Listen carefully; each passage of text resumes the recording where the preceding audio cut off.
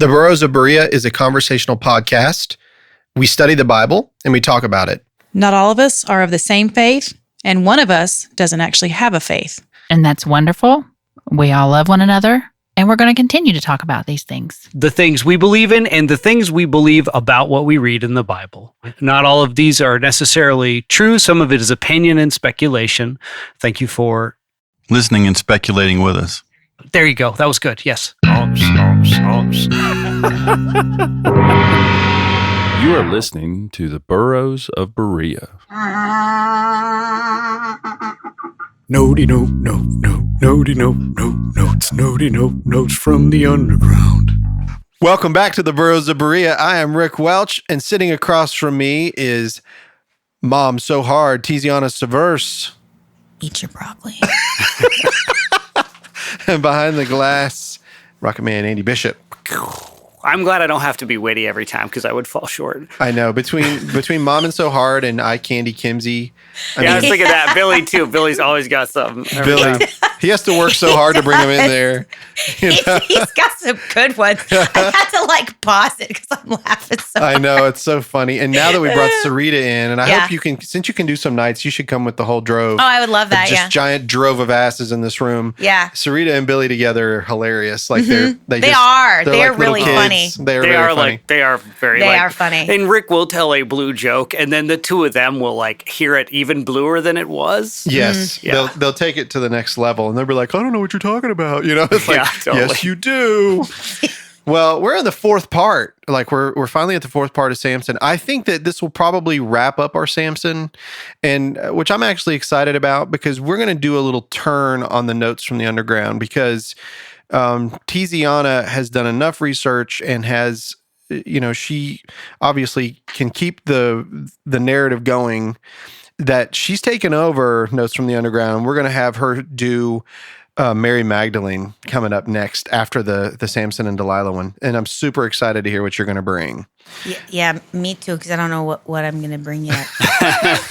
I'm super I'm also excited for to you hear what I'm figure going to that bring. out. Tiziana hasn't worked out opinions yet on this. No, I have plenty of opinions. Okay. I just haven't backed them up with text. That's the part.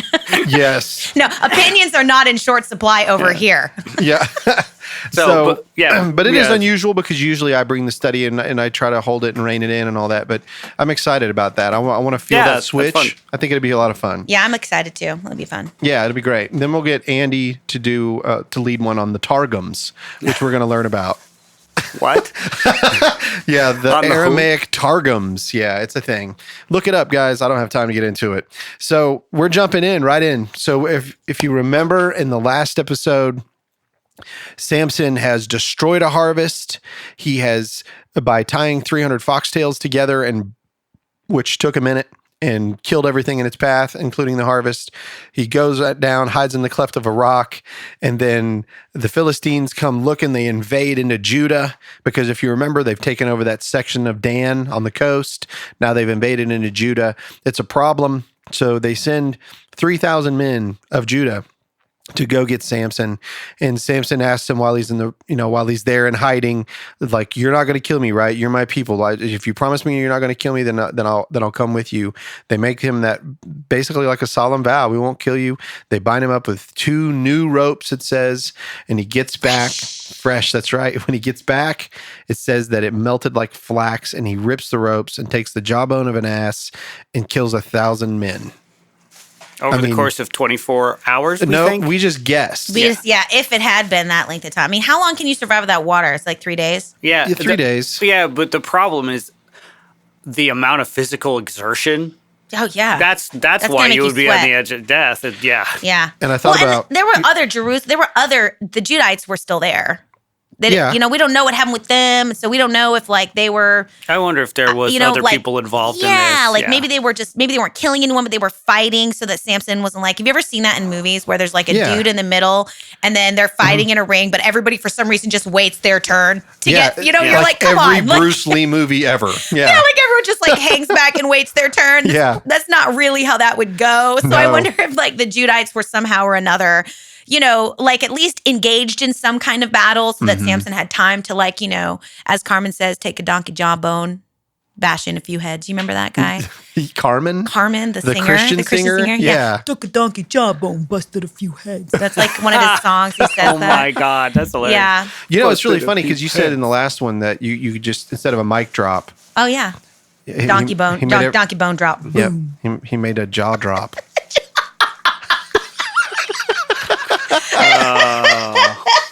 Oh. Yeah. Sometimes it's right on the tip of the tongue. You just don't get it out, you know? So let's jump into this, guys. So I had said in the last episode that I wanted to carry it on because I wanted you to hear, even though it's a break, listen carefully. It says, and he judged Israel. This is at the end of 15. And he judged Israel in the days of the Philistines. And he judged Israel in the days of the Philistines 20 years.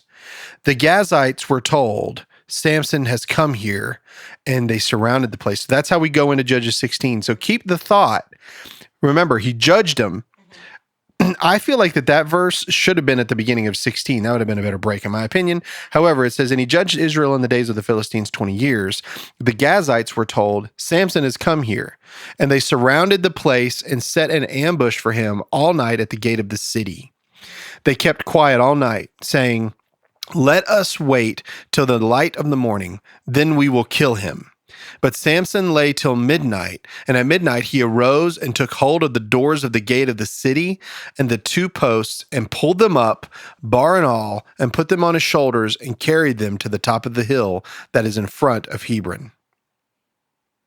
Now, according to biblical scholars, the weight of the gate of Gaza is 4 tons.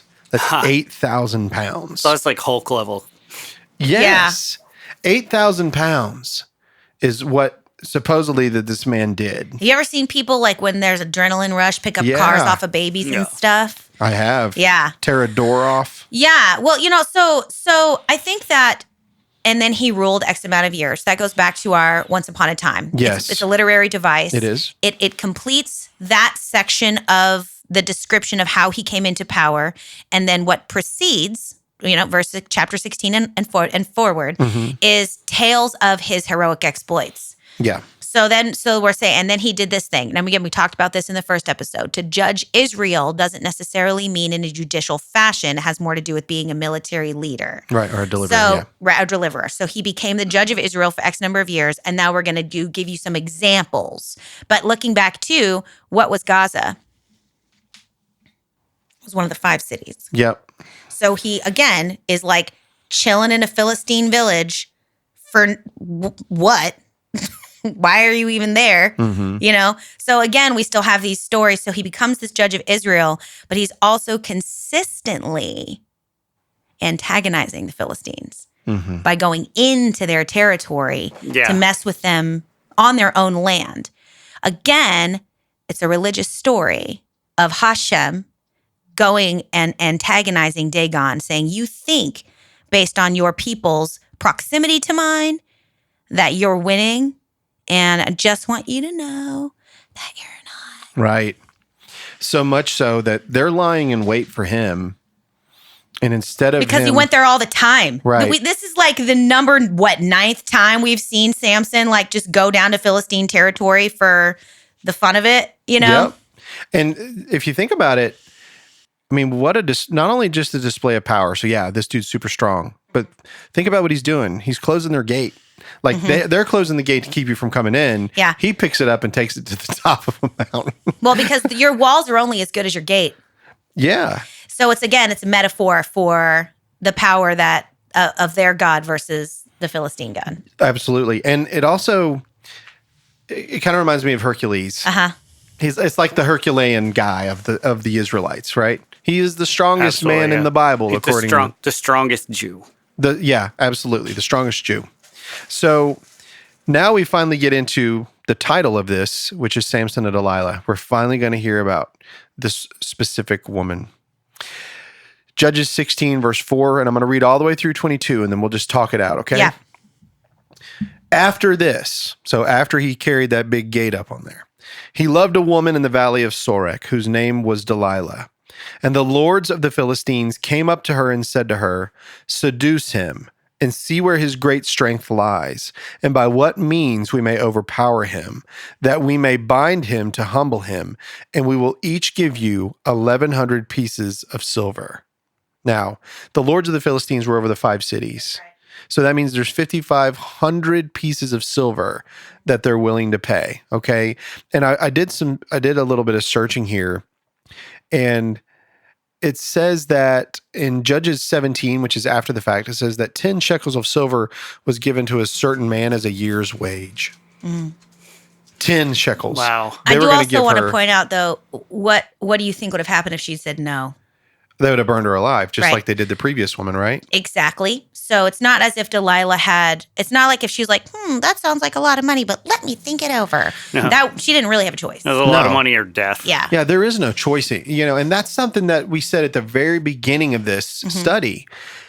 Let's not just say, Delilah's a whore. She's not just that. Well, she's no one not says anything. she's a prostitute either. No. It just says he loved a woman. He loved a woman. Never said she was a prostitute. It never did. But yet I've heard that she was, just like they thought Mary Magdalene was. We love to delegitimize women by Yeah. throwing them in the category of sex worker, even though True. some of the greatest heroes of the ancient world, females, had to be involved in some kind of sex work to get there, including Ruth and Esther. Yep. Hey, That's going to cause some people to get upset. But I don't think so. I mean, it's very obvious, yeah, wouldn't you say? I mean, it's obvious. it is to me. Now, I don't know about Ruth. I definitely think about Esther. Oh, well, she was we in can a talk sex about trade. Ruth. No, but, well, Can we call her Ruth? First of all, this is very quick. When Naomi tells Ruth to go to the threshing floor, she tells her to get dressed up fancy, first of all. Number one. Number two, she goes and lays down at Boaz's feet and has him cover her with her blanket. That's 2. Number 3, do you know what a threshing floor is? Oh, I know what they're doing. It's like hammering down on that wheat. Yeah. That's exactly right. They are celebrating. It is a time of drinking. You have worked really hard and now you are threshing. Prostitutes were common on the threshing floor. That was normal. So the fact that Naomi tells her to dress in her finery, look good and smell good, girl, go down there, lay at his feet and let him cover you with his blanket, and the fact that it's a threshing floor, what do y'all think she was doing? Come on, use your heads. She was beating the wheat. So Boaz didn't have to. I got news. Ruth, later that you night, go. Ruth made it on the Wheaties box. Now, he married her. That was the best I could Right? do. He married Yeah, her. He was the married kinsman her. redeemer. He was a kinsman redeemer. So to me, And when also I the talk lineage about, of Christ. Right. So when I teach and talk about prostitution in the Bible and what should our current situation and approach as Christians be when we know people involved in sex work, whether it's the fans only page or a dancer, right? OnlyFans page or a dancer. God is doing what God is doing, and mind your business. Yeah. Because God had a plan and he inspired Naomi to tell Ruth what to do, knowing that even though she was engaging in this activity, it's because God had a plan of redemption. Did we mention that Ruth was a Moabitess? Mm-hmm. She's not even from there. We cannot stay on track. It is literally impossible. It's great. Okay. Guys, if you guys want to learn about the Bible, then just sit around and talk. I mean, that's when you're going to learn. But anyway, so Delilah, not necessarily a prostitute. No, not at all. So, but the lords of the Philistines are willing. So if I said 10 shekels of silver was a year's wage. Yeah. And so she was going to give 5,500 shekels of silver. Now, these guys are kind of jerks. They probably wouldn't give it to her anyway. Let's just be real. However, that's what we're going with. All right. So Delilah said to Samson, please tell me where your great strength lies and how you might be bound that one could subdue you. Wow, that's pretty direct. It is. And I'm wondering, like, what's Samson thinking? Does he know that she's getting plowed like his previous heifer? Or do you think that he's like, She literally tells him what the Philistines are up to. Yes. She's trying to warn him. I mean, she's trying to warn him.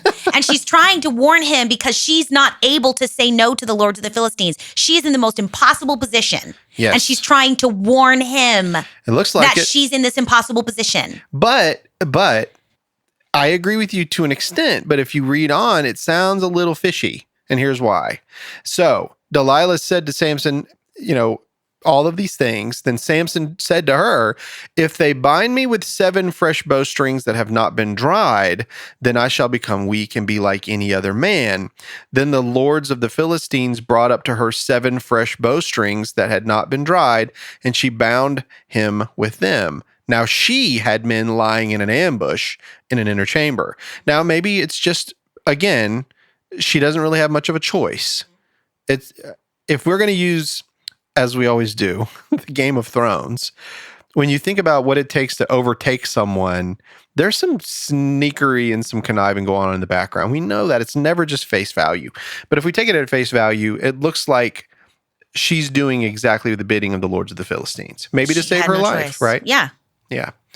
So, and now she had men lying in ambush in the inner chamber, and she said to him, "The Philistines are upon you, Samson." But he snapped the bowstrings as a thread of flax snaps when it touches the fire.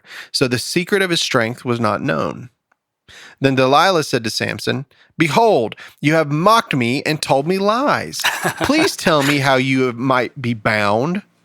So probably through tears, right? "Please, why are you lying to me? You must not love me." Right? Which is odd because you're going to find out that's not the truth. Then Delilah said to Samson, Behold, you have mocked me and told me lies. Please tell me how you might be bound." And he said to her, "If they bind me with new ropes that have not been used, then I shall become weak and be like any other man." So Delilah took new ropes and bound him with them and said to him, "The Philistines are upon you, Samson." And the men lying in ambush were in an inner chamber, but he snapped the ropes off his arms like a thread. Then Delilah said to Samson, "Until now you have mocked me and told me lies. Tell me how you might be bound." This whole exchange is wild to me. Yep. This is just as... Oh, we're going to get into it. Yeah. And he said to her, "If you weave the 7 locks of my head with the web and fasten it tight with the pin." A loom. By the way. Yep. "Then I shall become weak and be like any other man." So while he slept, Samson loves to sleep. So while he slept, Delilah took the doesn't 7. everybody after. There's that side of it too, right? That's what's going on That's here, what's people. happening. She's having sex, then he's passing out. Yeah. So while he slept, Delilah took the 7 locks of his head and wove them into the web, and she made them tight with the pin and said to him, "The Philistines are upon you, Samson." But he awoke from his sleep and pulled away the pin, the loom, and the web. And she said to him, "How can you say, 'I love you,' when your heart is not with me? You have mocked me these 3 times, and you have not told me where your great strength lies." What is going on here? I mean, what is actually going on We're going to here? get into it. Okay. And when she pressed him hard with her words day after day and urged him, his soul was vexed to death. And he told her all his heart and said to her, "A razor has never come upon my head, for I have been a Nazirite to God from my mother's womb. If my head is shaved, then my strength will leave me, and I shall become weak and be like any other man." Not from birth, but from my mother's womb. Feminist read. Yep, you're right. When Delilah saw that he had told her all his heart, notice how she heard that. When he tells her this, she knows that this is the truth. When Delilah saw that he had told her all his heart, she sent and called the lords of the Philistines, saying, "Come up again, for he has told me all his heart." Then the lords of the Philistines came up to her and brought the money in their hands. She made him sleep on her knees, and she called a man and had him shave off the 7 locks of his head. Then she began to torment him, and his strength left him. And she said, "The Philistines are upon you, Samson." And he awoke from his sleep and said, "I will go out as at other times and shake myself free." But he did not know that the Lord had left him. And the Philistines seized him and gouged out his eyes and brought him down to Gaza and bound him with bronze shackles. And he ground at the mill in the prison, but the hair of his head began to grow again after it had been shaved. And where that is located, I probably should have stopped it right before that. And he ground at the mill in the prison. So this back and forth thing here. It's kind of hard for me to read that literally. There's a couple of commentators that I've read. Yeah. One of the commentators has suggested that there's like a BDSM issue here. Yeah, that's what I thought. That there is an equality. There's inequality in Delilah and Samson's love relationship because he has this preternatural strength. Mm-hmm. And so what she's asking for is, and again, looking into, we're going to talk about some queer culture. So talking about BDSM culture. You have the person who is receiving punishment, and you have the person who is delivering punishment in that sexual scenario. But the person who is receiving the punishment actually has all the power. They are the one that has the safe word. They are the one that says enough is enough. They are the one that says, I have chosen to make myself vulnerable to you, but I get to decide when that ends. So Delilah is saying, you have all the power in this relationship because you get to decide. You have all the physical power. I want you to trust me enough to tell me what the source of your strength is so that I can actually have the power, and that you trust me enough to have that power. That's one read. Another read is she's trying to warn him, and she's been trying to warn him all of these different times that she says, the Philistines are upon you, and he wakes up and breaks out of the things. She's trying to warn him that this is what they've set her up to do because she's powerless to do anything again about it. Because again, we've already seen how the Philistines are. You know, even the 30 men at the wedding were like, if you don't find out the answer of this, we've already been set up for how this culture works. These 30 men go to the bride of Samson and say, if you don't figure out the source of this riddle, we're going to kill you. And she does what? Yep. The same thing that Delilah does, cries and weeps and moans, because she's not just crying for the answer to the riddle, she's crying for her life. Delilah's doing the same thing. All Samson had to do was be honorable, marry her, and move her away. That's all he had to do. He didn't do that. He kept going down to where she was in Philistine territory to be with her. And she kept trying to warn him. So those are the two potential reads. One of them makes Delilah sinister because she's using sex, sexuality, and BDSM sexuality in order to subdue Samson to get her money, which is also, Samson was not like a good dude. So I'm sure he didn't have a great reputation. It does say that he loved her, but it never says she loved him back, you know? Right. Because he was a jerk. Yeah, he seems like he'd be a little scary. So that's one read, and that's kind of puts Delilah in a somewhat of a wicked position, right? And then this other read that she was powerless, had no options here, and was trying to warn Samson so that he could do something different with himself. Yeah. You know, and it really depends on your opinion. The biblical writers, right? They have an agenda because it's a religious story, and the Philistines are the other. They are evil. They are the followers of Dagon. We don't like them. And so they're obviously have an invested interest in painting Delilah as they tended to do in that culture, the foreign woman who is the downfall of our society. Again, you see that left and right once the kingdom is divided. The foreign women are the downfall of us all. Instead of any man ever taking responsibility for himself and his power, which is what Samson could have done. He could have taken responsibility for his power and risen up and rescued Delilah. But he didn't. Continued to break Nazirite law. Don't be with someone who continued to break Nazirite law by murdering people. Continued to break Jewish law by having relations with a non-Israelite woman. And that's why God had to shave his head and start him over. Because what did we read in Numbers? When someone breaks their Nazirite vow, they are to shave their head and start over. So he had to shave his head because at the very end of that, what does it say? And the stubble of his hair began to grow. Right. This is the period of time in the story, in my opinion, where Samson, instead of just leaning on his mother's devotion to God, leaning on his mother's commitment to the Nazirite vow. This is when Samson actually begins to take responsibility on his own 2 feet for his Nazirite vow and for the gift that God has given him. This is when we finally see Samson humbled. He's starting to grow up. And maybe that was part of God's plan too. So this demonization of Delilah, if you are going to hold her responsible, but you're not going to hold Samson responsible for the egomaniacal behavior that got them into this position in the first place, then you're a misogynist. Do you know how sometimes, I don't know if I was with you when I talked about this before, but when we talk about salvation today, Gentiles don't necessarily, when we repent of sin, or, one of them is not following false gods, because we never were given a law telling us not to. The law was given to the Jew. They were God's people, so they were the ones who weren't supposed to do the things that were in the law, not the Gentile. Paul gets into that. They all get into it. But those who are outside of the Jewish world don't have those problems, correct? So when I look at this story, I think about Delilah and I separate her from that story. I don't look at her as a wicked woman. I look at Delilah as a woman who is a Philistine woman doing what Philistines do. I see Samson as being that person who is of the Jewish faith, who knows all of these laws and has been raised as a Nazirite thanks to his mom. And he has this hot head and he goes through all these things and he meets this woman, and this one actually is real to him.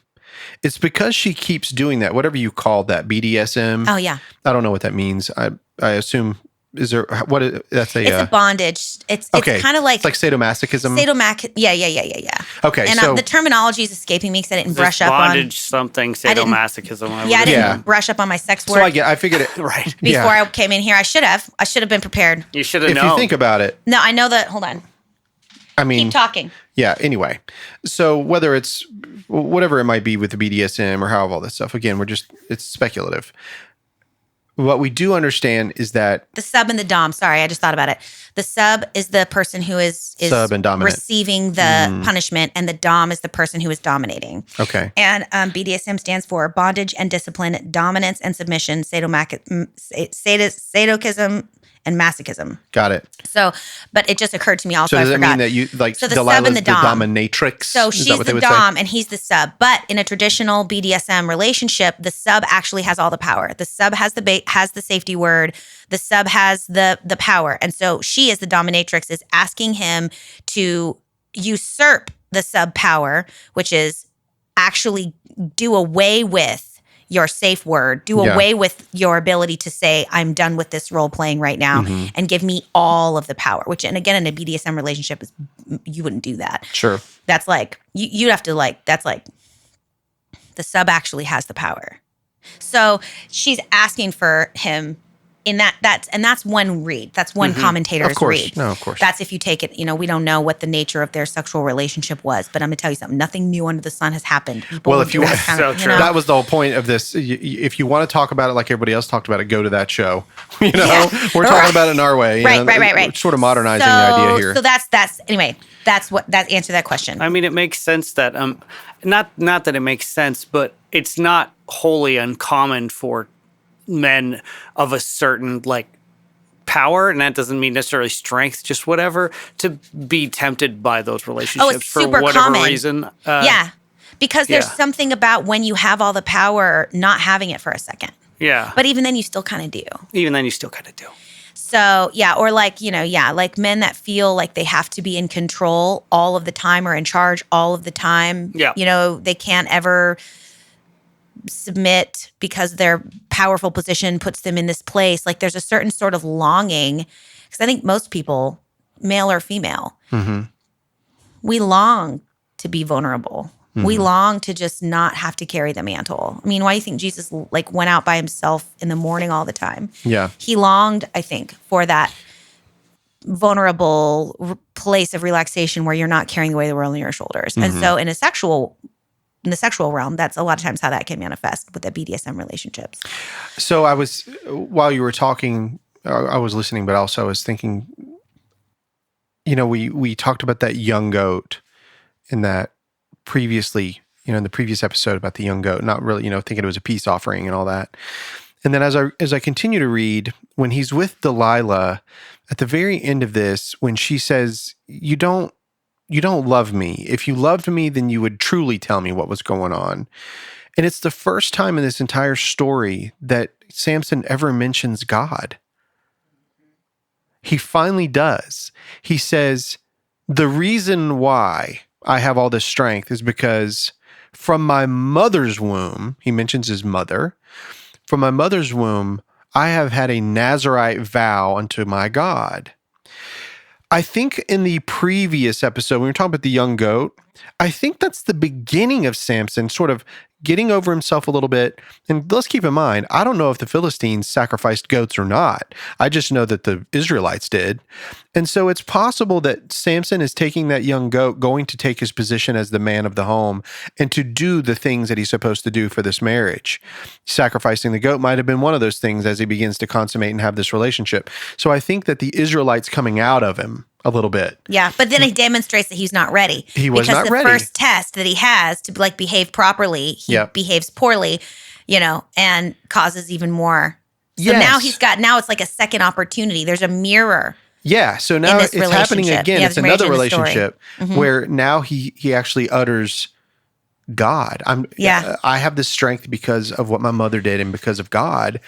And so that told her everything she needed to know, that, okay, he does love me because he just told me this is a thing about God. Yeah.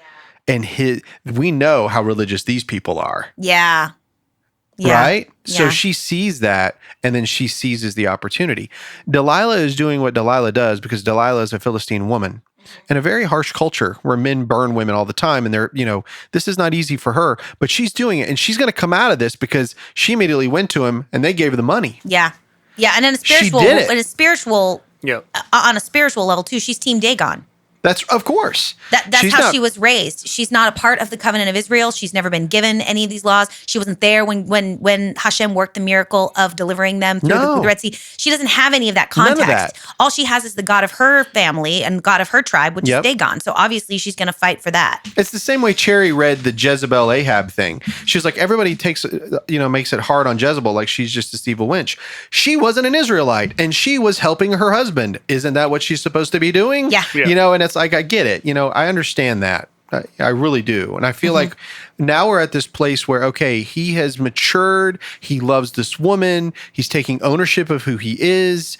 And now he's released that. And when he does, the Spirit of the Lord leaves him. Yeah. How unique that once he finally gets to the place, then the Spirit of the Lord leaves him. And I think it's important. And I want you to think about Christ for 1 second here. I see a type. I see a type of Christ in this. When Christ goes to the cross, we know what he's doing as believers. He's giving himself. He's the man of sorrows. He's giving himself all because of the love of God. He is laid bare, right, for the salvation of us all. And I believe that we're seeing a type in Samson here, and we're getting ready to get into it when we finish the story out. Think about that. Guys, listeners, you guys, as we read this, think about Christ and what he did for us. And then let's look and see how God uses Samson. He leaves him at the strangest point. And I want you to remember Christ's words on the cross when he said, my God, why have you forsaken me? Mm-hmm. It sounds so similar right now. And it's the story of every person born with a destiny. At some point, you still have to decide. It is kind of a hero's journey. That this is something that you actually choose.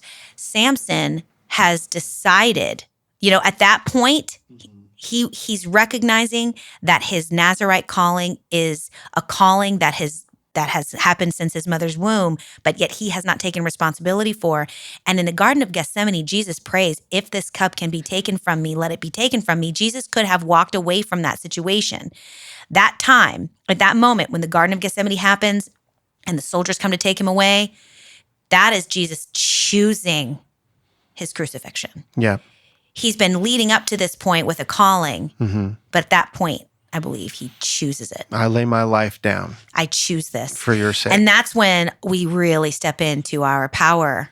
All of us have a destiny that we were born with. Yep. But it's when we decide to step into it and walk in it. That's when the power really. Which is exactly why That's when you change the world. I always come back to Jesus in this way every time. Yeah. I think you do too. I do. We always come because we know what he did. Yeah. And what was it that Gandhi said? I love your Christ. I don't like your Christians. I mean, that's funny. Right? I didn't know that, but yeah. Yeah, it's like I get where you're coming from, bro. Yeah. Like I see, because we can be a real mean bunch. We're very judgmental. We're out there, affecting our world. We can be a black or white bunch. We are very much so. There's no gray area. We are a black or white bunch. Yeah. That's why I love talking in the grays. Yeah. Just to see God's so much bigger than that, man. He can handle it. I think people are all gray. It's just when they have conversations in order to protect themselves, they kind of eschew some subtlety sometimes. Sure. Well, let's get into the end of this. And so now we finally got to where Andy knew about Samson, which was that he got his hair cut. Yeah. So I had no idea he was such a generally detestable. He Yeah. sounds awful. he was. So Judges 16, verse 23 through 31. I'll just read this out. We'll finish this in 4 parts, which is cool. Now the lords of the Philistines gathered to offer a great sacrifice to Dagon their god, and to rejoice. And they said, "Our God has given Samson, our enemy, into our hand." And when the people saw him, they praised their God. For they said, "Our God has given our enemy into our hand." Did you notice that? Mm-hmm. Now the people are surprised. They're like, "Oh, our God has given this," because he was unstoppable. Yeah. All right. And he was the military leader in Israel. He was the deliverer. Judging, yeah. Our God has given our enemy in our hand, the ravager of our country. We've seen that. Who has killed many of us. We've seen that. And when their hearts were merry, they said, "Call Samson that he may entertain us." Yep. Wow. And they were drunk. So they called Samson out of the prison. And remember, he was down there milling. Basically, it was what a donkey did. They would hook a donkey up to the mill grindstone and grind the meal. That's what Samson was doing.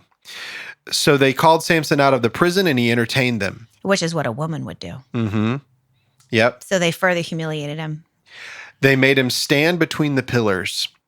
And Samson said to the young man who held him by the hand, "Let me feel the pillars on which the house rests, that I may lean against them." Now the house was full of men and women. All the lords of the Philistines were there, and on the roof there were about 3,000 men and women who looked on while Samson entertained. Then Samson called to the Lord and said, "O Lord God, please remember me and please strengthen me only this once. O God, that I may be avenged on the Philistines for my 2 eyes." And Samson grasped the 2 middle pillars on which the house rested, and he leaned his weight against them, and with his right hand on the one, and his left hand on the other. And Samson said, "Let me die with the Philistines." Mm-hmm. Are you seeing the type? Mm-hmm.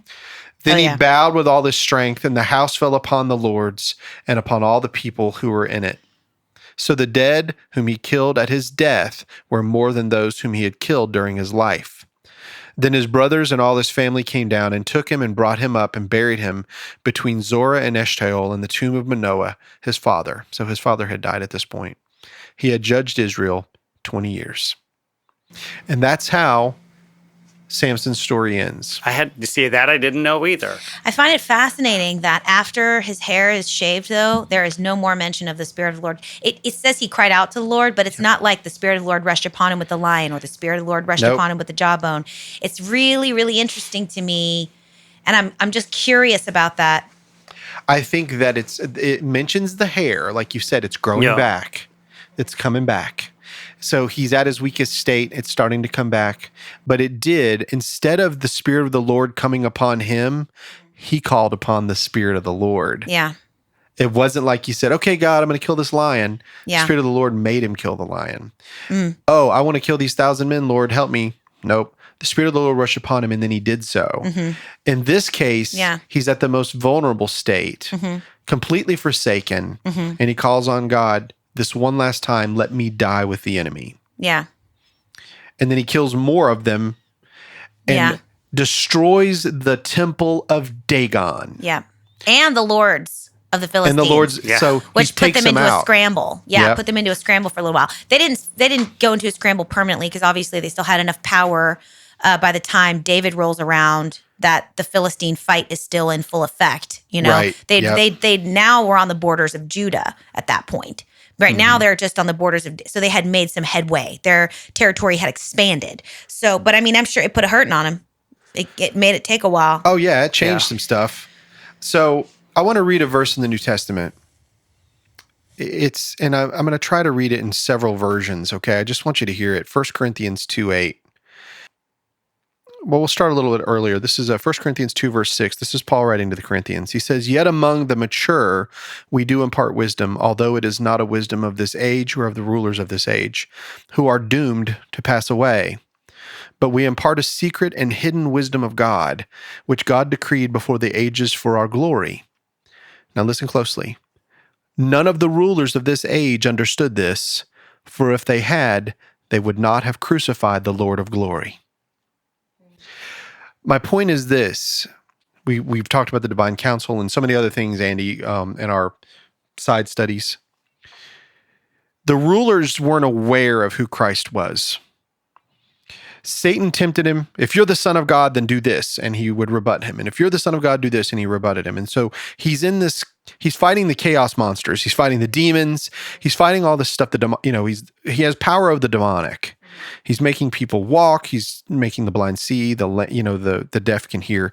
Christ has the power over this demonic, chaotic world. That's what he can do. But as he gets to the end of his ministry, he is in the garden and he's praying at the rock and he says, let this cup pass from me. He has these great drops of the sweat, like drops of blood that are coming from him. It's like he's in the press, like he's really going through it. And then he's brought before the Sanhedrin and he's brought before the King Herod and before Pilate and the high priests. And like, he's going through all of this stuff. And they keep asking him like, who are you? Who are you? Who are you? Like just trying to get him to utter it. And the high priest says, are you the Son of God or not? And he said, you said it.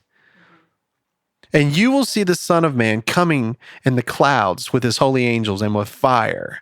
He said, you will see it, right?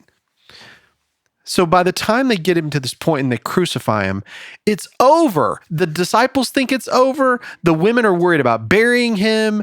The one woman who had wiped his, put the spikenard on him, was preparing him for his burial because they literally didn't have time to prepare him for his burial. Yeah. They threw him in the tomb, before the sun went down. Mm-hmm. So it's over. And it's in my opinion that the enemy thought it was over too. Mm-hmm. And if they had really known the true, because we learn that in the New Testament, if they had really known, they never would have killed him. Mm-hmm. Because if the Philistines had known, they never would have brought Samson in that temple. Yeah, they wouldn't have dared. No way. Mm-hmm. They were doing it for their entertainment. They were doing it for their own pleasure. Well, and so was their God. Yes. It was a battle between, I'm sure Dagon, we talk about these gods as if they're not real. No, they were real. They were. Yes. They had, and so there was a spiritual entity that was in conflict with Hashem and thought that it had won something. That's right. And he was the God of gods. Mm-hmm. And so I see that type in Samson. I see him. I don't see Christ as the narcissistic, crazy person. I think the Christ is the best of all men, but he is also very humble and meek. His strength is in meekness versus in, do you know what I mean? Yeah. You get it? Like the more meek he is, the stronger he is. I mean, that's definitely like a tone shift that happens between the first half of the Bible and the second half. Old to New Testament. Yeah. I can see that, but it's Christ that creates the tone shift. Right. He's the reason. Much. Yeah, he's the reason why all that happened. So I think it's safe to say that Delilah isn't the enemy like we have always thought that she was. I think Delilah was doing what Delilah was raised and bred to do in her, in her own culture. And Samson put himself in that position. And Samson did it for whatever reason that he did it. But God used him to overcome the other God and to prove himself out. And that's a religious story, and that's how they work. Mm-hmm. And again, it's a foreshadowing. It's a type. It is. Yeah. And Christ is the antitype. Mm-hmm. Absolutely. I love it. So good. Did you bring any more jokes today? No. That was my one Bible joke. Just one? I have a couple others, but they're really not appropriate. Oh, they're Bible jokes. Oh, you haven't. Obviously haven't heard my jokes, huh? Yeah, well, you haven't heard I mean, they're not super inappropriate, but they're like the three women die and go to heaven, and they're Peter's letting him in, and he's taking their clothes off and putting on their robes because these were good married, wonderful married women, and the first one, he notices when she's disrobing out of her human robes and putting on her normal clothes that there's an H on her chest, and he's like, "What's that about?" She said, "Oh, I was married for 45 years to my husband, and he was a Harvard graduate, so he often wore his Harvard sweater when we made love, and so after years just had this H on my chest." And he was like, "Oh, well, you do in your wifely duties. You're a wonderful woman. Enter into heaven." So the next one comes up. And he's like, you're a wonderful woman, Christian woman. We're a beautiful wife to your husband. Let's get you out of your earthly clothes. Let's put you in your heavenly garb and send you on your way. And so they're doing that. And there's a P on her chest. And he's like, what happened to your body? He said, it's just that my husband had graduated from Princeton, and he, had a wonderful, he's a wonderful man. And he had this, he loved, he loved his alma mater, and he went to Princeton. He wore this shirt every time we made love. And after years, of course, after 45 years of that, they just got the P on my chest. And he's like, oh, okay. So she goes on the way. Next one comes in. And same deal, just wonderful Christian woman, was married to her husband for 45 years. He's like, we've looked at your history. You are a good, godly woman. Let's get you out of your earthly attire, get you in your heavenly robes, and send you on their way. As she's doing that, she's got a W on her chest, and he says, "You know what? Let me just guess. Your husband went to Michigan State. Your husband went to Washington State University." She says, "No, Michigan. Why?" I get it. Funny. Holy mackerel! Very cute. So that's not that bad. It's not. No, Not as bad as we've told. No, Rick's the last couple episodes we've like done. I've Rick made, had one I've or made two them where it all was- cringe. They Oh, were like, yeah. "What?" Well, that one too. Like I messed up the punchline. No, Yeah, yeah, but still. Yeah. messing Yeah, it I up still sort of softened the blow a Yeah. little bit, but not enough. Blow. So I'm curious. Do you know when the first recorded sport of tennis was in the Bible? Oh wow, that's interesting. Oh, this is It's a joke. This is Yeah. a joke. So now I gotta write court. Good job. Yeah, Something about court, back and forth in court. I don't know what. when Joseph served in Pharaoh's court. Oh, okay.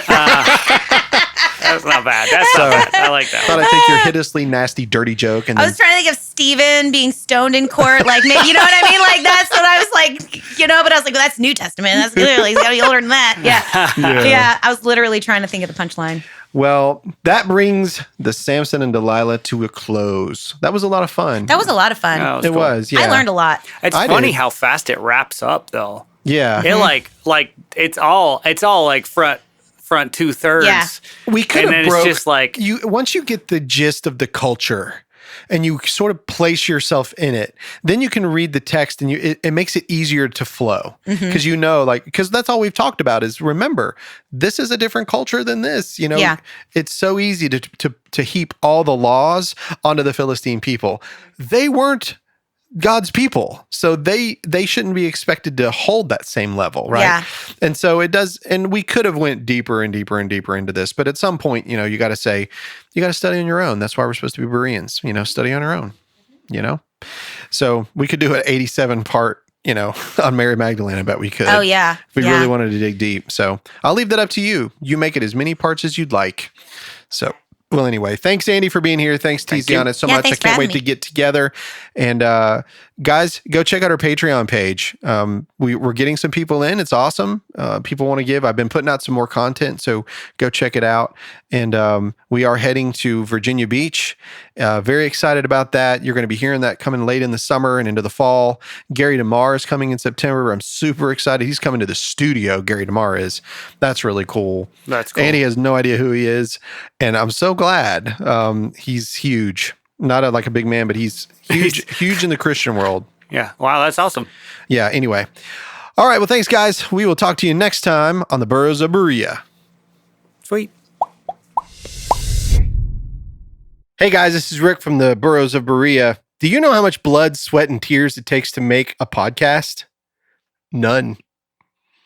But that doesn't mean that it doesn't cost a lot. And so if you guys don't mind, if anybody would like to give to help us with these episodes, it would be great. We'll put out even more content. And if you go to our Patreon page, just search for the Burros of Berea, you'll get extra notes, extra episodes, and it's pretty much free. $1 gets you a lot. Thanks, guys. Oh, no. Yeah. And I feel that frustration. I feel like whenever the disciples were with Jesus and they were learning from him directly, that they were only getting part of it. And they were, each one of them were getting the parts that they were supposed to get when they were supposed to get it. And then And I know that because after the resurrection, it's like they're all surprised, like they just run away and think, oh, it's all over, Yeah. And then suddenly, he comes back. And then there's moments when it says that the Spirit opened the scriptures to the mind so they could understand. Yeah. And I want that moment. Yeah. Like I have those places and I have in my life. I have these rock altars I've built throughout my life where I've learned something. Yeah. And I'm like, wow, I've really learned that. But then I always remember what Paul, when you think you know something, you don't. You don't. Yeah. Now we see though, but darkly as though through a glass. Then we shall know fully, even as we are fully known. I know. I lean on that a lot. In that book, it's like they have those like boxes in the middle where they're, talking about stuff. I enjoy those. Yeah. I love that. Yeah. So there is one in there when we start getting into the prophetic literature where there's a little box. So when the Hebrew Bible was translated into Greek, right, which we call the Septuagint, right, and considering that the New Testament, a lot of it is in Greek, right? So they were reading the Septuagint, not the original, Hebrew, in a lot of ways. That the term in Isaiah, a virgin will give birth, is a mistranslation. It is. I've read it. It's the maiden. Yep.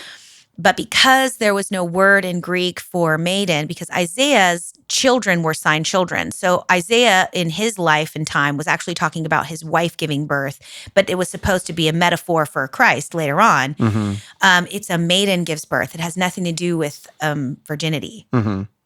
And so that puts me back to that whole thing with the Immaculate Conception and whether or not that was actually the prophecy that Mary was a virgin.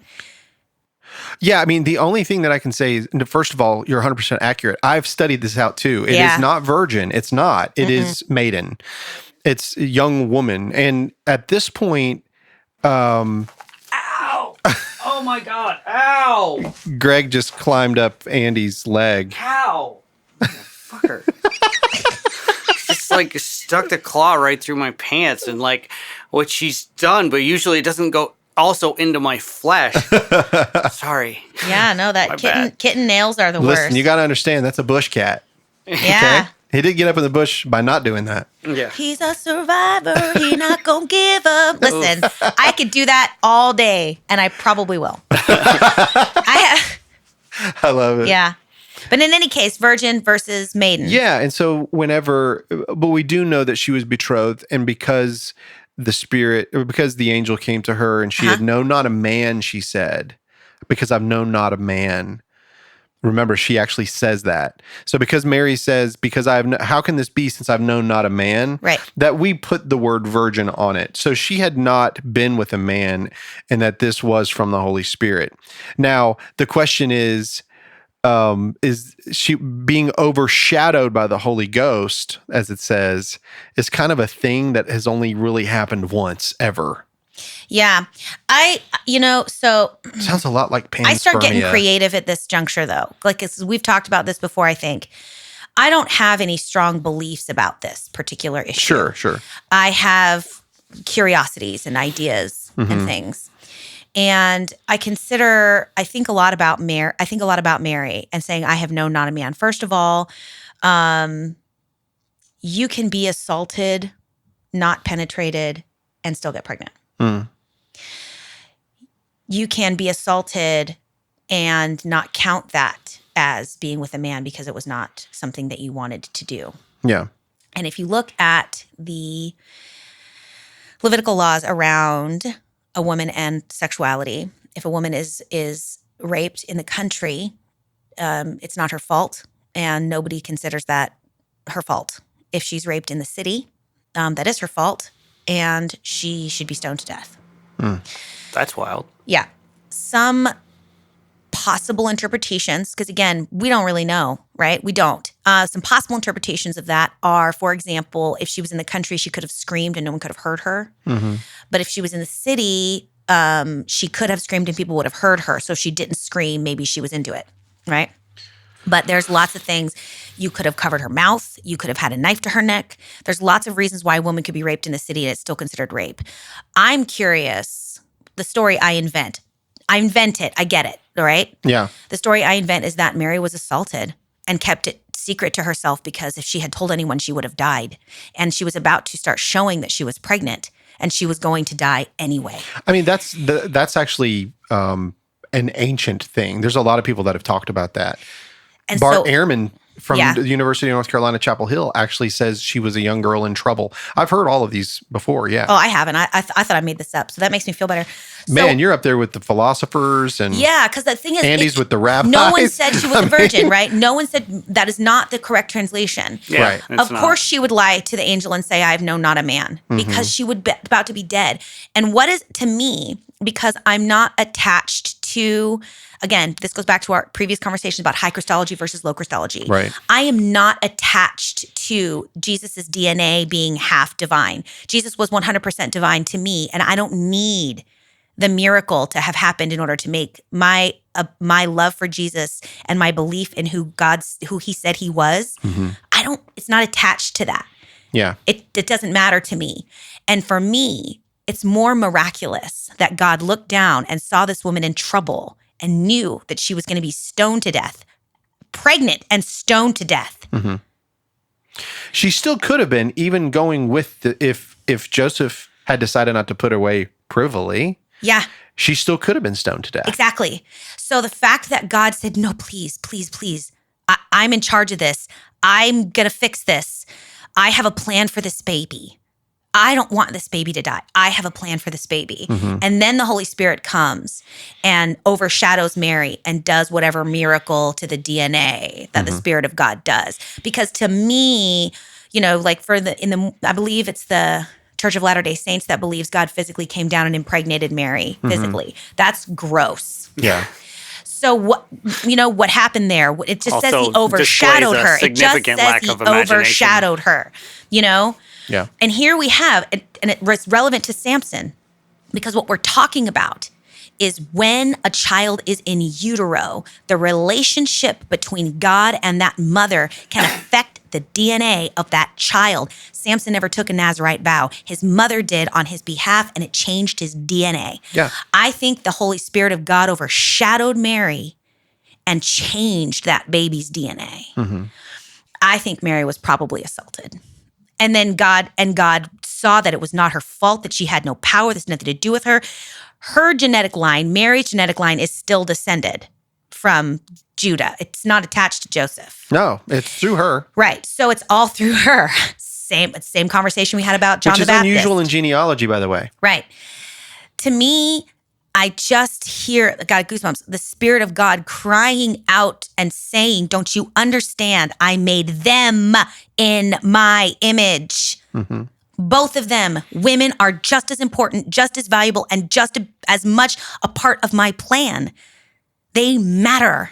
Yeah. And so I'm going to overshadow the man that harmed her and create this covenant with Mary's blood and Mary's egg and Mary's seed. And together we are going to produce the Messiah. Joseph, Russ, all good. Just marry her. Yeah. I was going to do this anyway. So I know how this powerful looks you like feel a about it good because your knuckles opportunity. are like white. Like Yes, this is but again, it's like I am a woman. I walk around with the Spirit of God inside this body that society says sit down and be quiet.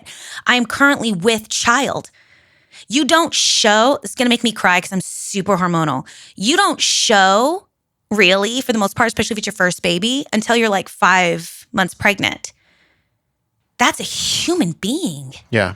And they were going to stone her 5 months to of death. terror. Yeah, or at least whenever she figured it out. Can you imagine? I can. I can. And God was like, no, please, don't do this. Yeah.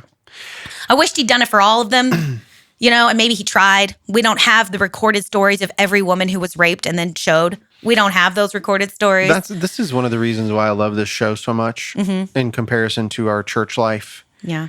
Because when we're in church life, it's almost like we have to be so literalist that because we read it in a specific way and because our doctrines say that it's a specific way, that we can't think outside of the box. Yeah. But there are women who have been abused or raped and had children and actually had those children and raised those children and turned them into functioning adults, good adults in society. It's happened. And if God knows all of us and that Christ walked here, like you told me in the one episode of John the Baptist, you're like, I'm just so glad to know that he was like me. that we have, he is a high priest that we can reach out to. Yeah. So, I don't the have a bridge problem for a reason. looking at it from that perspective. Yeah. I am a very much so a biblical literalist, but as I said, I started reading your books, and some of them are like, yeah, I mean, we need to be able to stretch ourselves a little bit. To suggest that Mary wasn't actually a virgin and that her birth was not immaculate is hugely heretical. It's heretical. That is insanely heretical. And I just want to pause also and acknowledge that for any listeners that are like, whoa, whoa, whoa. Right. I get it. I agree with you. Yes. It is heretical. And it's also wrapped up in the text. Yeah. And what was said was what was said, even if we turned it into something it never was meant to be.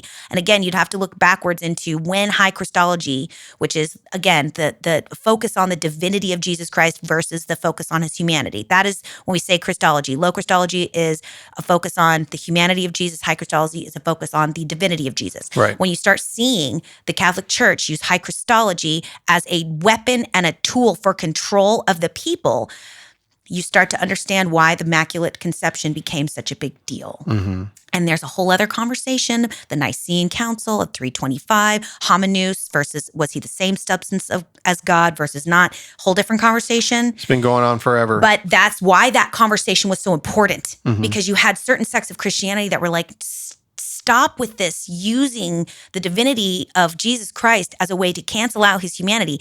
That's his humanity is what makes him relevant to us. Yeah. Read the book of Hebrews. It's all about his humanity and what he did for us and how he became that spiritual great high priest because he was like one of us. Yeah. So. It's important to note. Well, Turn the ship around, Rick. Yeah. Turn it around, turn it around. Sorry, listen.